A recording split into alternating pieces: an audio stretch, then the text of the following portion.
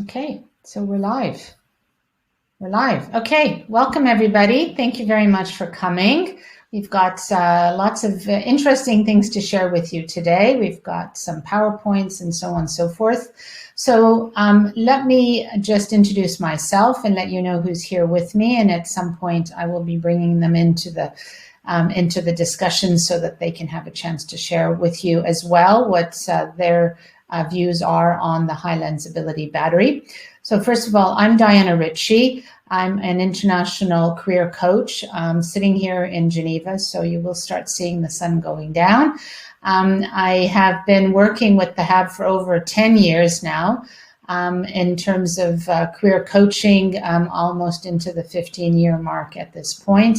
And I had brought in the HAB really at the beginning because it was a fantastic tool to support people with a career transition. That was sort of my starting point. And then from there, supporting students in choosing their courses as well as their career options. So I've had lots of success, and I have also now over the last couple of years had the pleasure of working with Sharon. So Sharon Levy is here with me. And then I will also have a chance for you to hear a little bit from Caroline, who's a mom who had her son just recently do the HAB, and then also John as well, who will speak about his experience with the HAB through his interest in transition or just answers to questions. So this is where we are. I have a PowerPoint slide that I will share with you now. And I want to just explain a little bit more about the HAB to you, so that way you understand exactly what it looks like and why it's of benefit to you. And then we'll go into some more personal stories. So here we have the PowerPoint presentation. The difference, and we'll be highlighting this again and again with the HAB, the Highlands Ability Battery, is that it really is measuring your natural abilities. Okay, these natural abilities are already known from the age of 14. So from the age of 14 onwards, we can measure that. These are natural abilities that you're born with. It's not skills that you have acquired throughout your life, okay? I will show you just in a minute why that's so important, okay? So we're going to be exploring the HAB and in particular this whole person approach. So first of all, just a few bits of information as to why we are literally moving from the thinking to from thinking to thinking. The Ability Battery is there to allow answers to questions, and not just for today, but also into the future. You can see there that they talk about understanding yourself better in terms of abilities and other reasons, so that way you can choose and explore your options that best fit you. If you don't know what you're starting off with, it's a bit difficult to do that. The next one down is basically there's no one right, best, or ideal profile. When we work with the Ability Battery, it is working with you individually. There's no, you passed or failed or any of that. It's really about what are your strengths. Again, there's no perfect job or career. We talk often about categories or career groups, but most particularly we discuss what interests you have, what experiences you want to have with respect to your preferred style. And so that's what comes in there. And then being able then to use that information into the future when you make all of your decisions. So it's both in terms of choosing the courses as well as supporting the career choices as life comes up, and understanding what aspects and environment in terms of how you work, how you learn, what you like to do, how that all works to make you happier in your job. And when you do start to feel sometimes those frustrations, why are they actually happening? Okay, so that's where that is. if we move on, this is the whole person model, and in the feedback of the HAB, I go through all of this in one way or another. The idea is that it's not just the fact that you have these particular abilities. We also want to make sure that all the other aspects have been discussed and talked about. The first one, obviously, we are testing is your natural abilities. The point behind this is that people are happiest and perform best when their natural abilities are used to their fullest. And certainly some of these abilities are really quite strong in terms of their need to be used and utilized. And if you are not certain of what those are, then you could spend a lifetime full of unhappiness, not really understanding why you're not being fulfilled in your career, and even sometimes in your life. So this is where we point that out by looking at the natural abilities. The next one on is your skill set. This is where, in addition, of course, to what you do naturally, you also will be adding your ability and knowledge in terms of your skills and learning other things. But certainly if you're in the space of knowing what comes naturally, you can more easily add and build to those natural abilities rather than just doing them in isolation. And in the feedback, I do talk about that in terms of what particular things you could be focusing on, looking at, or checking out. The next side, of course, is interests. This is not in isolation that we deliver the feedback. I want to know what you've been doing, what you like to do, what already you know about yourself in terms of what pleases you, what you spend most time on. So we will be talking about interests as well, and therefore extrapolating from that to move forward in terms of what you can do with the information. From there, we move into personal style. There is a section that talks about personal style, how it is that you interact with people, and so on and so forth. And I also add into the feedback something particular about, introvert, extrovert, and how in life and in society one or the other shows up, and really how to perform well in those environments, and also, of course, to look after your energy in that space too. We also take into account your history, if I could say that. Of course, when I'm doing the feedback to students, the parents often have some viewpoint as to what they would also like to see their child moving towards or doing. Perhaps you've also had not perhaps, most students have certainly been influenced by what their parents do as occupations. Also, if your dad happens or your mom happens to be good at DIY, maybe you had more exposure to that. Maybe you did like it or didn't like it. So of course, there's always those frameworks as well in terms of your extracurricular activities and what you like to do with your free time. So that's all taken into consideration. We also talk a little bit about values. It's not a full discussion, but it's also in terms of, when I'm trying to understand how do you make the decisions you make, or why did you choose to do this, or why do you actually enjoy doing that? This kind of comes out in that space. I hear sometimes students saying, I like to help my friends with their schoolwork, or I like to support people in this, or I enjoy being on a team because I'm a team person. So that comes out as well in our feedback discussions. And then I'm also helping you understand what that means in the greater context.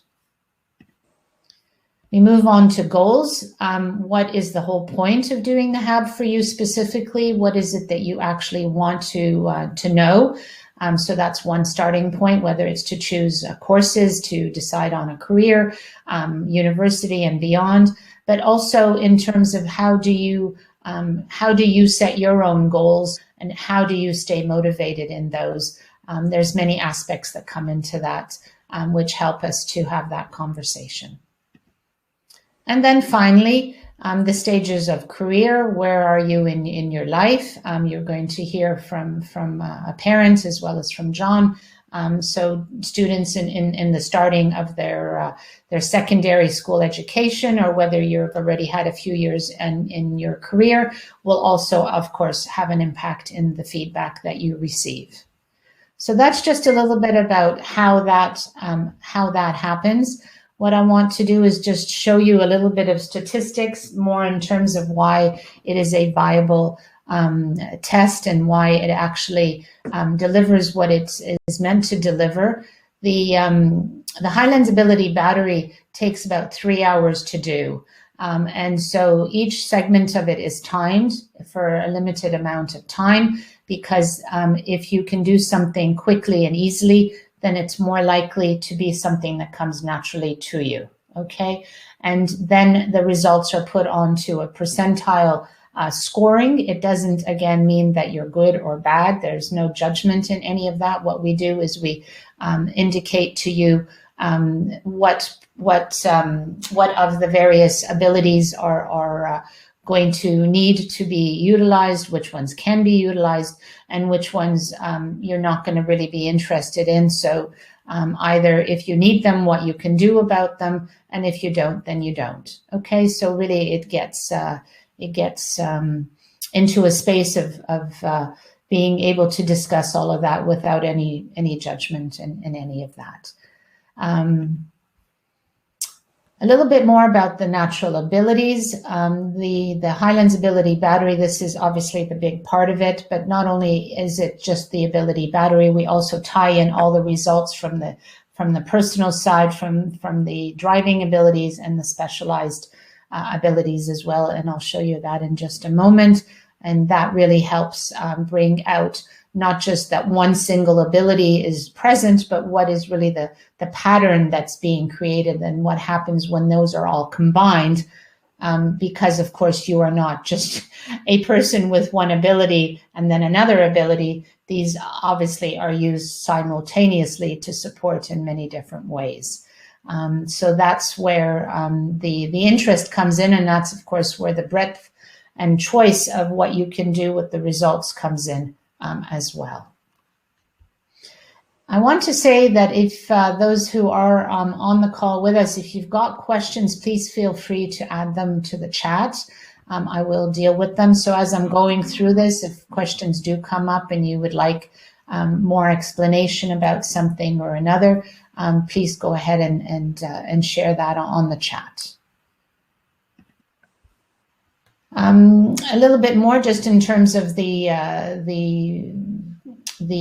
standard of the test itself. It has obviously a huge wide following. It comes out of the US, I probably should say that.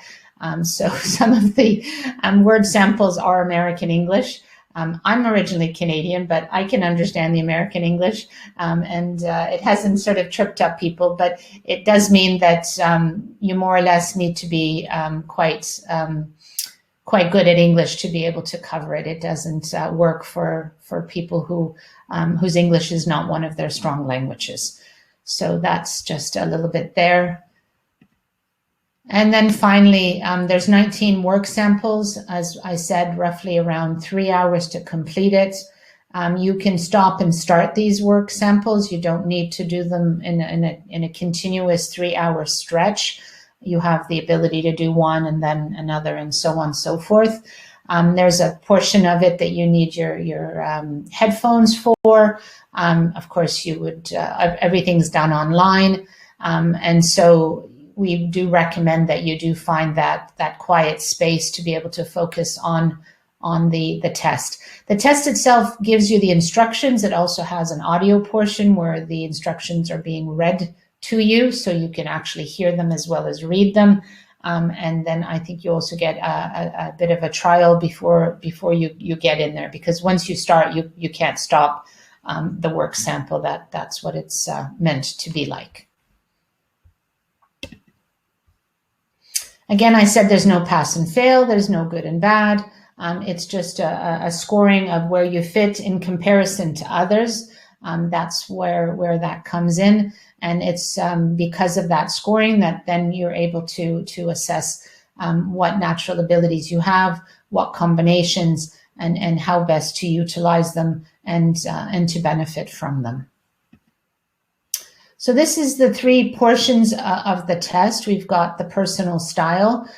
There, as I mentioned, it's more about your personality. This is not an ability. So we will be testing generalist specialists, introvert, extrovert, and a time frame orientation, which really has impact on how we approach our lives and how we approach projects and what we do from there. So this is quite unique, in fact, to the HAB for that. The next one that comes up is the driving abilities. This is really what is the natural abilities. We call them driving abilities because if they're in a very high score, you really don't have an option whether you utilize them or not. You will be finding ways in your life to do it if you don't have that during your career. So if you don't utilize it in your day, you're going to be using it at night in your hobbies at the weekend. So, you know, when people say I work to live, I work to be able to have time to do the things I enjoy. What we're really trying to do here is to allow you to actually have a career where you're doing what you enjoy. So you're not needing to wait for the work to be finished in order to get into what you actually enjoy doing. So this is the point behind it, is to match your enjoyment and what pleases you with a job. So it's not a matter of I'm going to wait for the weekend to do what I like to do. I want it to be part of my job. And you can make it part of your job once you understand what that is for you. The final portion of it is the specialized abilities, and this is where the color is sort of added to the driving abilities, and there is where we learn a bit more about the learning style, about a bit more about your preferred work environment. So this is sort of how you do what you do portion of it. The big takeaway, though, of course, is the learning style, which helps enormously for students to understand what that is and to understand how they could supplement it or what they could do about it if they're missing some key ones, if I could say it like that. And you know, and if you can't supplement it, then how do you go around it? You know, what can you do? For example, if you're not terribly good at audio, then maybe you need to be taking notes. If you're somebody who's more kinesthetic, so rhythmic, you might want to be doing most of your memorization standing up. So these are just examples, and these are things that I explain to people, and I give them options on how to make sure that they're studying in the way that fits them the best in that space. And then that's just a quick scan of what it could kind of look like, and that's the end of the presentation. So thank you for bearing with me. I'm more than happy to share this presentation to people in terms of having access to that. And of course, I've got lots of other information to share too. So that's enough from me. I want to now pass the parole on to Sharon, who's going to talk a little bit about her school. And if you could also just share with us why you reached out to me to bring the HAB into your school, and what you're seeing is the benefit for your students. Thank you. Thank you, Diana. So the school that we're talking about here is Learning Unlimited, and we do have a website. Those who received an email would have the link there.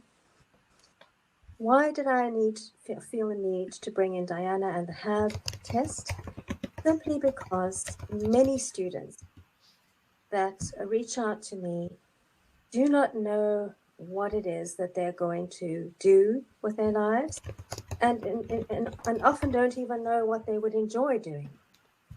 And I realized that just being able to succeed at an exam or get a qualification or a matric does not give them the direction that I feel the HAB does give them.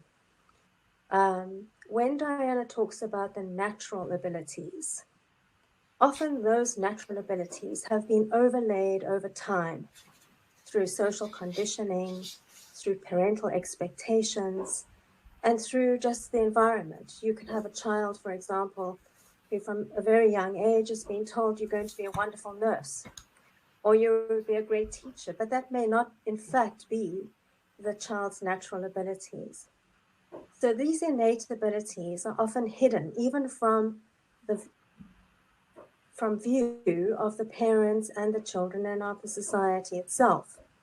And what the HAB is able to do so successfully, and Diana brings it to life in a way that is unique, I believe, is to actually uncover these natural abilities, these talents and passions and drivers that are there and often not expressed or not even consciously recognized.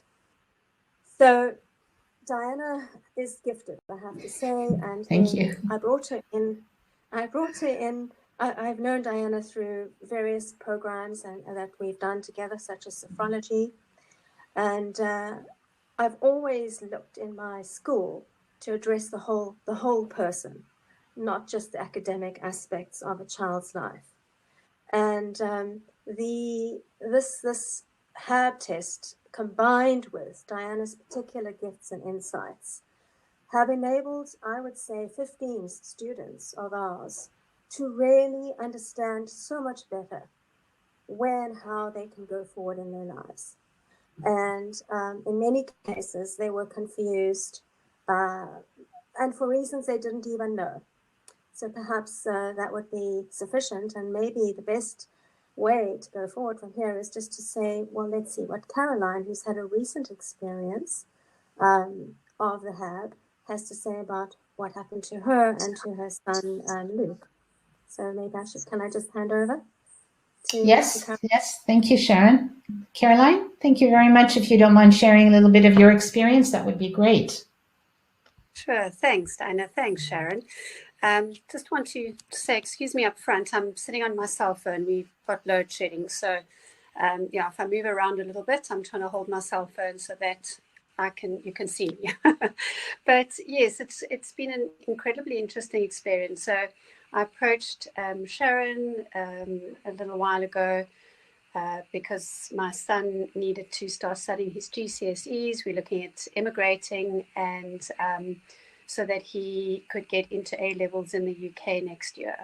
But the problem is my son had absolutely no idea what subjects he wanted to do. The GCSEs offer so much more of a choice than the current South African education subjects do.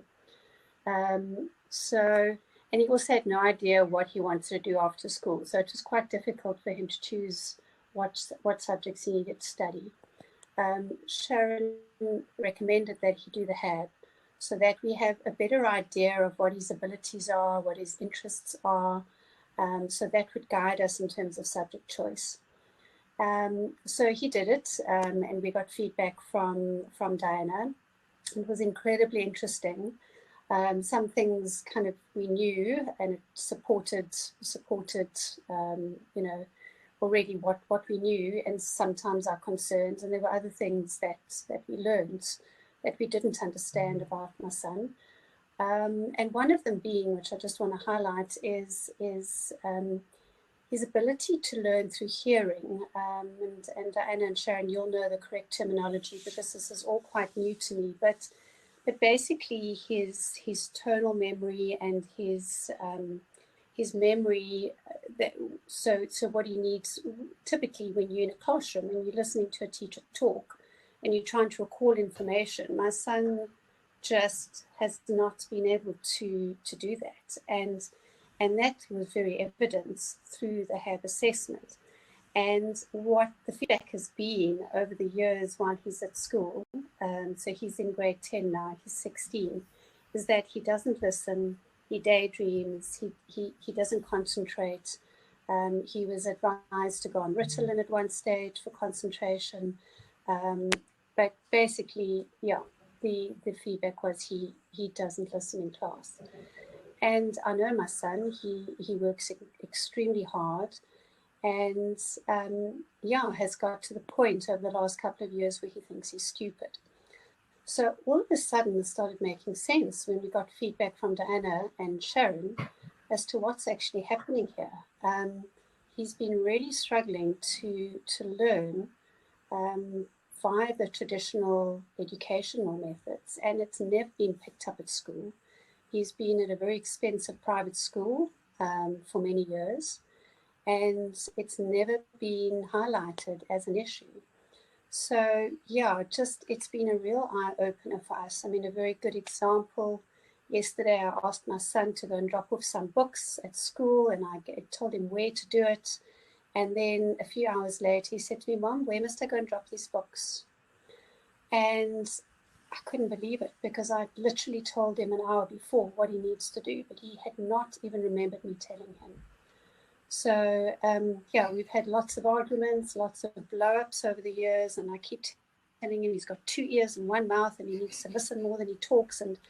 But actually, it's just made sense. So yeah, it's been a real eye-opener for us, and just been great in terms of the feedback that Diana gave, in that when he does learn now, he needs to supplement it, or when he sits and listens to a lecturer or somebody talking, he needs to supplement it with other means as well. So he needs to make notes, he needs to read, he needs to try and interact with what he's learning as best as possible in order to help him memorize and remember what he's heard. So yeah, I just want to say thank you both.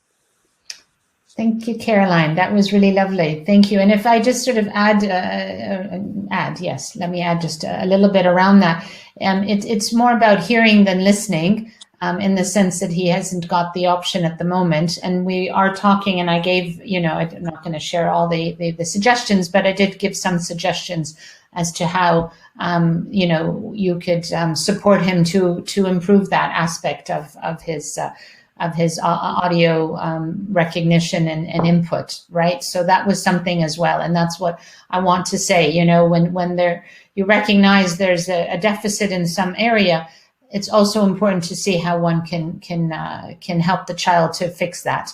And of course, if you can't, then what can they do? And that's what we talked about. So, for him not just to be sitting in the class listening, he must be taking notes, because one of his main channels of learning was reading. And so that for him is a very important one. Plus also we determine numbers. So how can he then supplement what he's not terribly good at with the stuff that he is very good at? Okay. And that's that's the whole point of the HAB as well, is not just to say you can't do anything, but what can you do and how can that go from there? So I'm pleased that at least it's validated a little bit what was going on, and I think with some more discussions, we'll be able to certainly support him in improving that, now that you find out what it is. So that's great. Thank you very much, Caroline, for sharing that. I appreciate that. I know you need to move on, so I thank you for joining us and being here with us, and we'll see you soon. Thank you.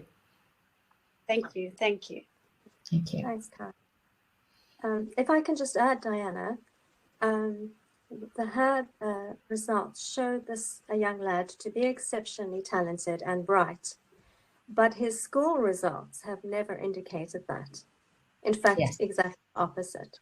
And this is where the HAB is so important, because if there are hindrances and if there are challenges, those need to be addressed, so that the gifts that this child has come into the world to express can have a chance to do so.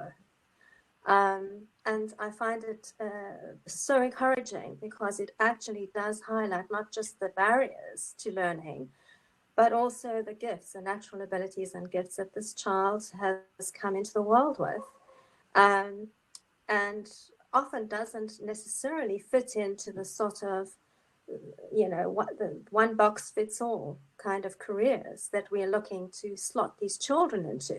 There might be careers, as Diana said, that haven't even been dreamed of yet, that these young people, when they get a chance to express their true abilities, might even go and create in the world. So it's a wonderful tool, and I have, of all the students that I've advised to do it, I haven't had one who's come back and said it hasn't been like a light bulb going on or a complete revelation for them, and that they've come to recognize through it things that innately they knew, but somehow it had never come to been foregrounded for them. And then once they have that, they have a confidence and a direction in their life that they didn't have before. And of course, when you've got that, you have a goal, you've got enthusiasm, you're motivated, you know where you're going, you know who you are. And as a result, you know, you're not dragging anymore. You're not dragging this child to learn, to study, because these are recognized by the student as essential to the future that he's wanting to, or she is wanting to aspire towards.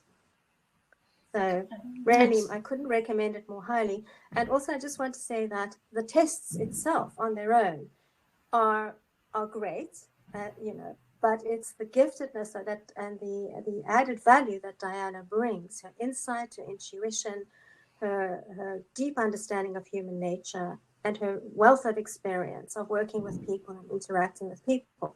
And if you bring those two together, then you have an extraordinary package, or an extraordinary program. And maybe John, who's experienced this as well, could also speak to that. Yes, absolutely. Before I bring John on, though, let me just add one or two things about that. It is certainly the fact that I've spent so many years in international coaching. So, you know, I've got over 200 people almost every year that I'm helping place in another job of some variety or another. And so I have dabbled in every single possible occupation there is, some that I didn't even know existed as an occupation. So really quite interesting. And so with that knowledge, of course, and how one gets to be there, I'm also able to guide these students to say, you know, try this, try that.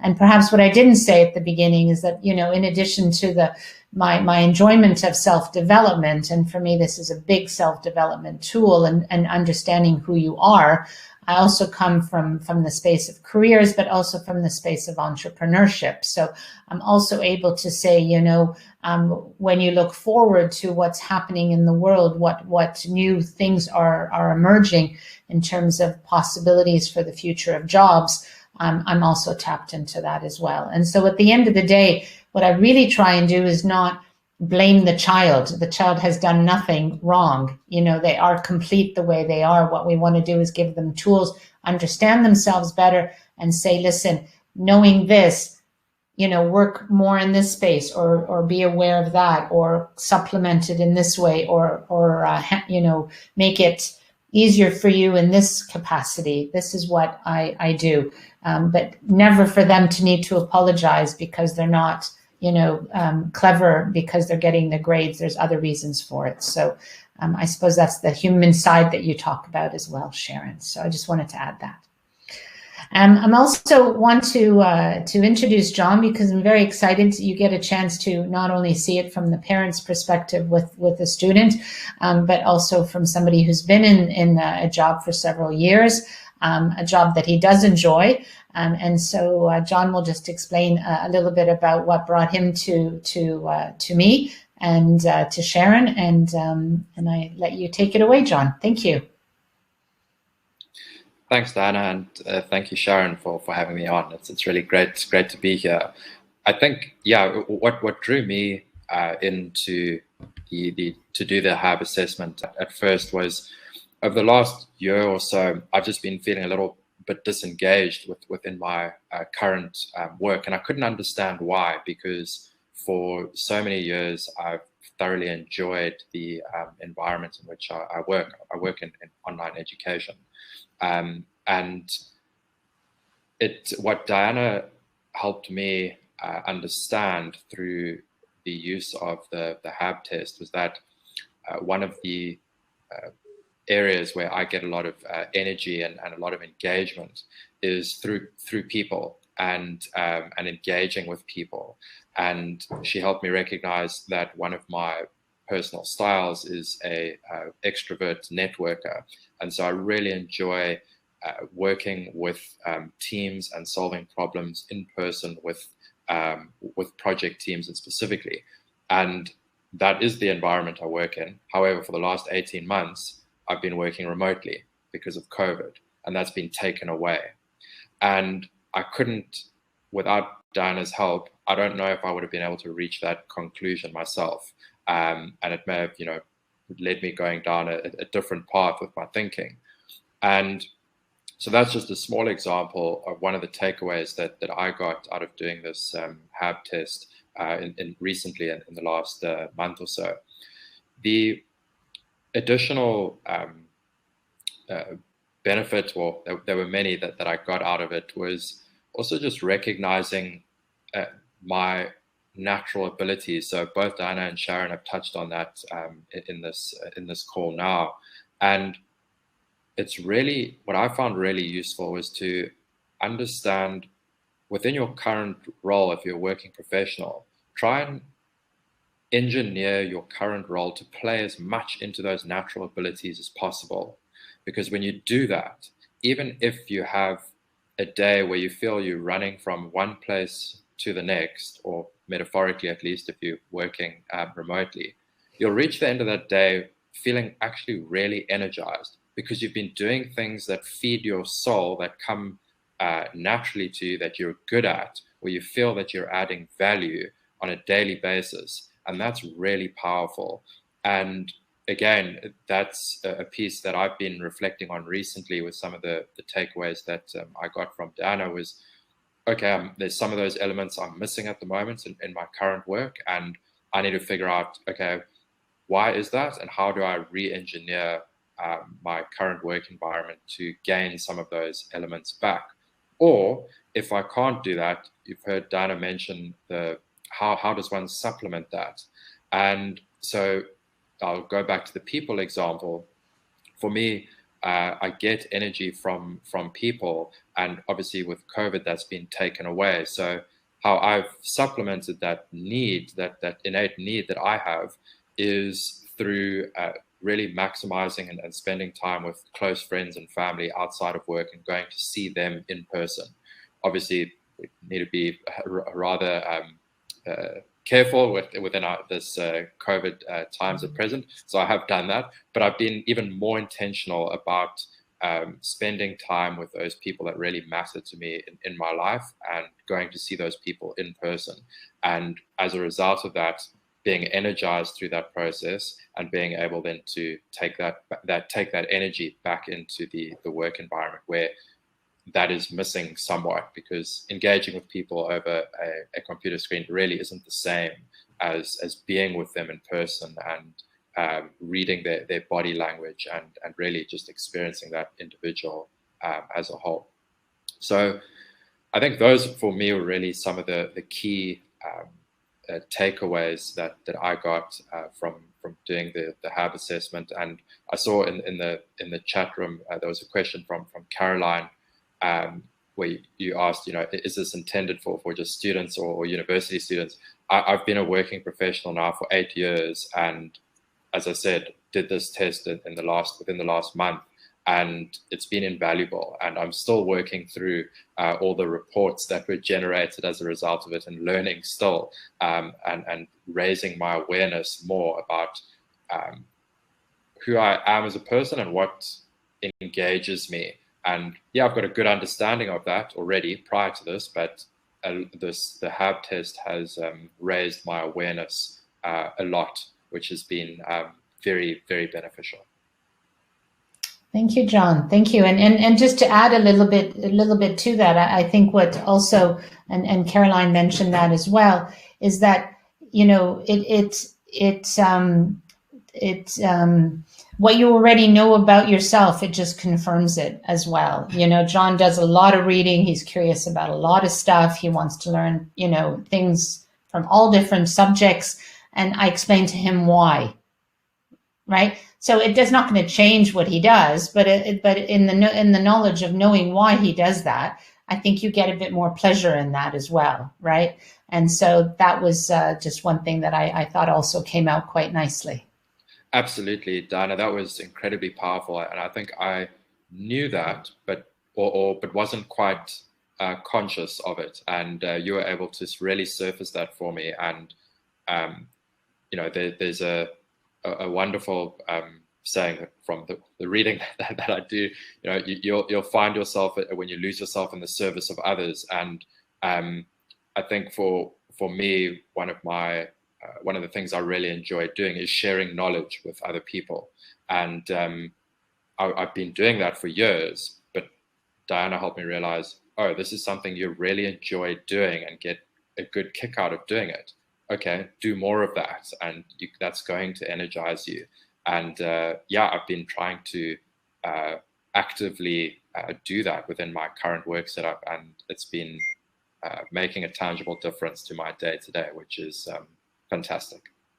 Yeah, that's great. And then in addition to that, once you know what makes you happy, then when you're not happy, you can sort of say, what's changed? Why am I not happy? Or why today am I not feeling like I have energy? And I've explained as well what's going to drain your energy, what's going to make you happy. So it's just a matter of coming back every once in a while and checking again what's gone amiss, so I can come back in there rather than making huge life decisions of leaving a job or leaving a country or leaving a whatever. You come back and say, as you said as well, John, can I supplement it in some other way? Or maybe it's not really the job, or it's not really the environment. What it is the circumstance, as you said.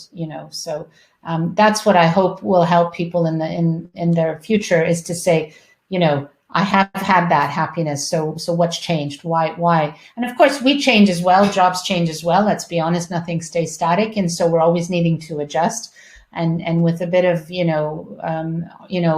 ammunition in your hands, you're able to figure out what that is and how to make those shifts. So thank you for that. And thank you for also pointing out the question from Caroline. Perhaps I will deal with that too. And if someone else has more questions, please, this is the time to just add it on the chat if you want more information. The question is, do the results change at different ages and stages of life? The answer is no, because the natural abilities are what comes naturally to you. Whether you did the test at the age of 16 or you did the test at the age of 25, the results are the same in that sense. Perhaps you would do a little bit better in the vocabulary section. Perhaps you would do a little bit better in there's one section which is checking how accurate you are and how quick you are at seeing errors and things. Perhaps you did that as an accountant, so you got that more of a skill. That's not a natural ability. That's more of the specialized abilities. Yes, you could score a bit higher in that. Of course you can. Perhaps you've trained your ear to orchestration level. That could be even higher. But again, the actual driving abilities, the natural abilities, those don't change. The specialized abilities you could make them, you could be better at those, as we were talking about with Caroline's son, to say that he can also work on that audio side of things, and that could change that result, but not the natural driving abilities. Those remain, as do the personal styles. John is a generalist, and so this is a very high generalist as well. And so that's where the curiosity comes from. That's where his real desire to share his knowledge with other people and have, a lot of knowledge about a lot of stuff, but not go too deep into it in terms of being the PhD student in that. That's what gives him pleasure. Is this specifically for students? I think John said that. No, it's not. And is it intended for subject choices for school or university? It's actually intended for all. I can support in terms of school choices, subject matter. I can also guide them into the university choices, even if they aren't even anywhere near university. For example, Caroline's son's 16, so he's still quite a few years away from that, but we were still able to give some indication there. He could certainly come back when he's closer to that time period and we can hone in it a little bit more. But I've already given him ideas of potential occupations and jobs, careers that he would be suitable for, work environments he'd be suitable for, how he will contribute in the future in terms of teams and his work. The same as we discussed with John as well, how he's adding value to his work colleagues and in his job. So this is useful in all areas, and I'm very able to add value in all of that. Sharon, would you like to add anything? We've got still a few more moments. Anyone who does want to add questions would be wonderful, but in the meantime. So here's an example of a student who reached out to me, very, very bright. And often a very, very bright student, we immediately assume will go into the sciences and the hardcore mainstream careers. In the time that she was talking to me, I discovered that on the side, she was a writer. She was writing novels. And through the HAB test, it became clear that her true natural abilities and driving abilities were more aligned with that form of expression.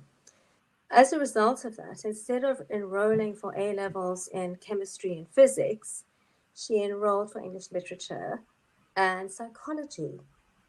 And these, it's like giving her permission. Her HAB results gave her permission to acknowledge her true innate abilities. And instead of keeping them on the back burner, as it were, she was able to foreground them and say, look, this is what I'm truly passionate about. And that doesn't mean to say she's forfeited. She's still doing biology as well, because her interest, and it comes through her writing, is the human being, the psyche. And so these different aspects of psychology and literature and biology combined are giving her a wonderful basis to move ahead with her future career. Sorry, I have many stories. Another one I just want to share is a young lad who was taking physics as an A-level subject, even though the physics teacher just kept telling me that he really didn't get it. It wasn't really his innate ability. It turns out his father is an engineer, and felt that being an engineer and finding these subjects so easy, he assumed and hoped that his son would also aspire to the same type of career, which in fact was quite torturous for the young lad. And I think he's now shifted to doing an A-level in psychology as well. So he still has the mathematics. I'm not saying it's one or the other. Sometimes they find a way of combining different subjects, but in a way that matches more comfortably their own natural abilities and styles and so on. And of course, a student who is loving the exploration of that particular subject is going to be lit up, is going to be excited, is going to be motivated. So that's also a clear indication, both for parents and for students, is how do you feel in your body and yourself when you are studying this subject? Is it a chore, something I've got to endure, or is it something I truly benefit and enjoy exploring? And sometimes we do need to give ourselves permission to go for the things we really love to do. And I think the HAB definitely highlights these things and gives us that permission and the endorsement that we often need if we're holding back. Sometimes we're afraid or shy of our true abilities. And the thing I can also just add a little bit to what Sharon was saying is, depending on the age of the student, they have had not yet so many experiences, obviously, so in terms of when they say, oh, I like this or I don't like that, they're basing it on the few subjects they've had. So the 16-year-old was doing sciences all combined. Does he know whether he likes physics, chemistry, or biology? Not yet. He hasn't really gotten into that. And so by having this test, we can help him understand a little bit clearer that, just be patient. You will get there and you will enjoy it when you get there, before he sort of jumps out of the whole program and says, I want nothing to do with this because I didn't enjoy it. So that's one thing. The other thing I could also add is that we were working once with a student who literally left school early because she was not enjoying it whatsoever. She was not blending in. She felt very out of place, et cetera, et cetera. And so with the feedback that I gave her, she gained an enormous amount of self-confidence that she had completely lost because she thought there was something wrong with her. And when I explained to her how she works differently than everybody else well, everyone else, the majority of the people in the classroom or in the school, and how she worked through things was different, but still as effective. But that she needed a different environment. She was over the moon, almost in tears, thinking, she could have spent the rest of her life thinking there was something wrong with her. There was nothing wrong with her. There's almost nothing wrong with any of the students. It's just they're not on the right track, or they're comparing themselves to other students, and that's not correct either, because of course we all know we do things differently. We are all very unique. And that for me was an enormous amount of joy to give that gift back to her, that then said, you can do, these things in this environment and you will be very successful. You remember her, Sharon? Yes. Yeah. So there's a comment from Kimberly. Can you see that, Diana? Kimberly Millard? Yes. So yes, this test is very different because we're not indeed asking the people, please tell us about yourself. We're actually testing them without that. And so how do you find out more about it? Kimberly, I'm going to drop you an email. And in fact, if everyone else is okay, I will drop you an email just to say hello as well. And if you would like to have a conversation with me, absolutely free. We're more than happy to do that and to add more details and explain everything to you as well. And as I'm on the pitching for this stage, please share it as well with your friends and colleagues. Sharon and I are very open to talking to anybody about this, whether you feel at the end of the day it's what you want to do or not. Very happy to have that conversation with you. So I think at this point, if no one else has any other questions, I don't know, Sharon, if you have anything more you'd like to add, or.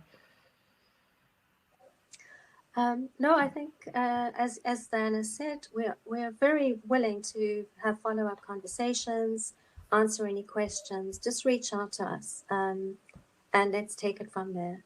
It's such a beautiful tool, and I just think it deserves to get out into the public, and for more people to know about it and to avail themselves of the benefits that come from it. And yeah, that's it. So we look forward to an ongoing conversation if you wish to continue to look into this.